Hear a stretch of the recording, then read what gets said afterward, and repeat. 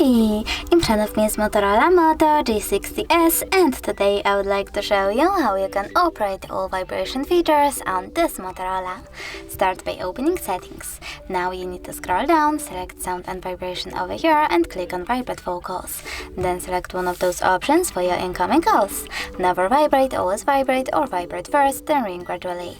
I will go with always vibrate, so I have to click on this feature and go back. Now you need to scroll down, choose Advanced, scroll down again and click on Shortcut to prevent ringing. Over here you can select Vibrate by clicking on it and go back. Finally, click on the switchers next to Charging Sounds and Vibration, Touch Vibrations and Outgoing Cold Vibrations to enable or disable vibrations for all of those features. Thanks so much for watching. If you enjoyed this video, leave a like, comment and subscribe. Bye!